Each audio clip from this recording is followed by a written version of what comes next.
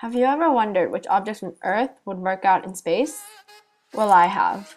Do you think that an AM radio would work on the moon? Let's say that we were to rip out the radio from our car and took it to space. Would we be able to listen to music? Would we be able to tune on to one station and listen to some good songs?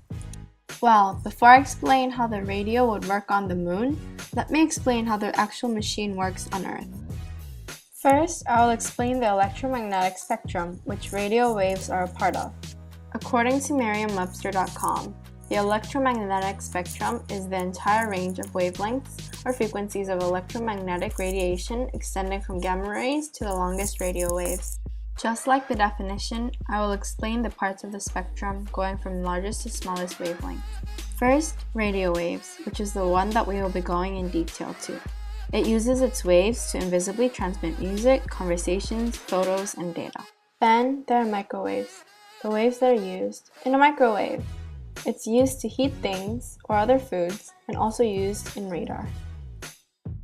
Thirdly, there's infrared radiation, which is the heat that we feel when we put our hands in front of the hot stove. Us doing this is allowing us to experience first-hand radiation. Also, this infrared radiation is used to detect heat. The fourth part of the electromagnetic spectrum is visible light. It is the only one of the spectrum that we can see. We see them as the different colors of the rainbow, with the color depending on the length of the wavelength. A natural source of this light is the sun, and a man-made is a light bulb. And the fifth is ultraviolet rays, which also comes from the sun or special UV lamps. These rays are used for getting suntans and detecting fake money. Sixth, X-rays, which are used in the X-ray machines at the hospitals for detecting broken bones and for security at the airport. Last but not least, gamma rays. This radiation is used mainly for cancer treatment. Also, it is what supposedly created the Incredible Hulk. Now that I've finished explaining the spectrum, let me tell you about the parts of a radio and how it allows us to listen to music. There are 5 parts to how a certain song is heard through the speakers. This whole thing starts from a transmitter.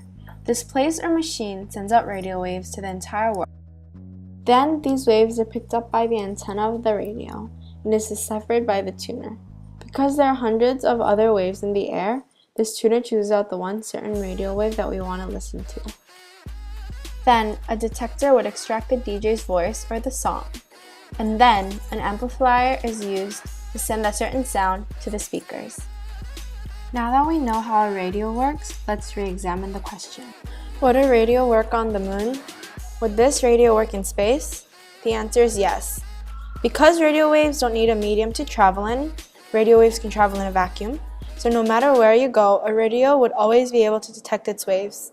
Here's a fun little analogy to help you understand the topic better. A radio wave is to a vacuum, a space is to a medium.